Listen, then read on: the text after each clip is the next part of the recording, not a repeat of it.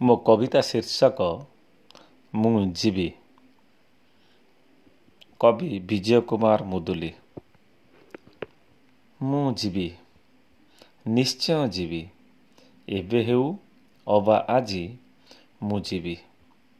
ହେଲେ ମୋ ଯିବା ଆଗରୁ ତୁମକୁ କେବେ କହିବିନି ମୁଁ ତିଆରି ଥିବା ସ୍ମୃତିର ସମୁଦ୍ରରୁ ଅବା ହୃଦୟର ଆକାଶରୁ ଫେରେଇ ଦେଇ କହିବିନି ତୁମେ ଯାଅ ବୋଲି। ମୋ କାନ୍ଦୁରା ଆଖି ନିୟତିକୁ ମୁଣ୍ଡ କୋଡ଼ି ନେଉରା ହେଲେ ବି ସେ କେବେ ହେଲେ ବୁଝିବନି କି ଫେରେଇ ନେବନି ତା ପ୍ରତିଶ୍ରୁତି। ହଁ ମୁଁ ଯିବି। ମୋତେ ଦିଆଯାଇଥିବା ପ୍ରତିଶ୍ରୁତିକୁ ମୁଁ ପାଳନ କରିବି। ମୁଁ ଯିବି। ହେଲେ ମନେ ପଡ଼ିବ ତମେ। ହେଲେ ମନେ ପଡ଼ିବ ତମେ। ତମ ବହି ଖାତା କଲମ ଓ ମଧ୍ୟାହ୍ନ ଭୋଜନ, ତମ ଖେଳ ପଡ଼ିଆ ଓ ସ୍ମାର୍ଟ ବୋର୍ଡ଼ର ପର୍ଦ୍ଦା, ତମ ଦୁଷ୍ଟାମି, ତମ ଭକ୍ତି, ତମ ସହ ବିତେଇଥିବା ଅନେକ ଅନୁଭୂତି ମୋ ଆୟୁଷର ପତ୍ର ଝଡ଼ିବା ପର୍ଯ୍ୟନ୍ତ। ହଁ ମୁଁ ଯିବି। ହେଲେ ଯିବା ପୂର୍ବରୁ ତମ ପାଇଁ କହିବି ଅନୁଭୂତିର କିଛି କଥା, କିଛି ବ୍ୟଥା ଯାହା ମୁଁ ଅଙ୍ଗେ ନିଭେଇଛି।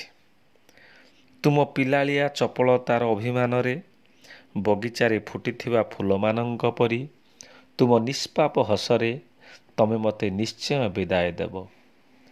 ମୁଁ ଏ କଥା ବି ଅସ୍ୱୀକାର କରିବି ନାହିଁ କି ମୋ ବିଦାୟ ପୂର୍ବରୁ ବିହଙ୍ଗମ ପରି ତମେ ଖୋଲା ଆକାଶରେ ଡେଣା ମେଲିବାକୁ ସ୍ୱପ୍ନ ଦେଖିଛ, ଲକ୍ଷ୍ୟ ବି ସ୍ଥିର କରିସାରିଛ। ତେଣୁ ମୁଁ ଯିବି, ନିଶ୍ଚୟ ଯିବି। ହେଲେ ମନେ ରଖ ନିୟତି ଭାରି କ୍ରୂର। ହେଲେ ମନେ ରଖ ନିୟତି ଭାରି କ୍ରୂର। ଜୀବନ ଜୀଇଁବା ପଥରେ ସେ ଦାଉ ସାଧିବ। ବେଳେ ବେଳେ ତୁମ ବାଟ ଓଗାଳିବ, ବାଧ୍ୟ କରିବ ସ୍ୱପ୍ନ ନ ଦେଖିବାକୁ। ଆଉ ଏ କଥା ବି କହିବ ସଂକଳ୍ପରୁ ଓହରି ଯିବାକୁ, ଆତ୍ମବିଶ୍ୱାସ ହରେଇ ଦେବାକୁ।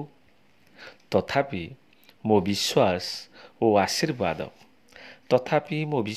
ଓ ଆଶୀର୍ବାଦ ତୁମେ ସବୁ ପରିସ୍ଥିତିକୁ ସାମ୍ନା କରିବ, ନିୟତିର ନିଷ୍ଠୁରପଣକୁ ନିଷ୍ପ୍ରଭ କରି ଆଗକୁ ବଢ଼ିବ, ଢେର ଆଗକୁ।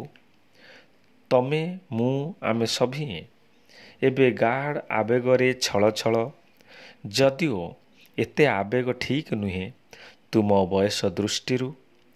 ପାରୁଛ ଯଦି ଟିକେ ମନ ଖୋଲି ହସ, ଯାହା ମୁଁ ଚାହେଁ ମୋ ବିଦାୟ ବେଳାରେ। ମୁଁ ଯିବି। ମୁଁ ନିଶ୍ଚୟ ଯିବି। ତୁମ ସ୍କୁଲର ଛୁଟି ଘଣ୍ଟି ପରି ମୋ ବିଦାୟର ଘଣ୍ଟି ବାଜି ଉଠିଲାଣି। ତେଣୁ ମୋତେ ଯିବାକୁ ହେବ। ମୁଁ ଯିବି। ମୋତେ ଯିବାକୁ ହେବ। ଧନ୍ୟବାଦ।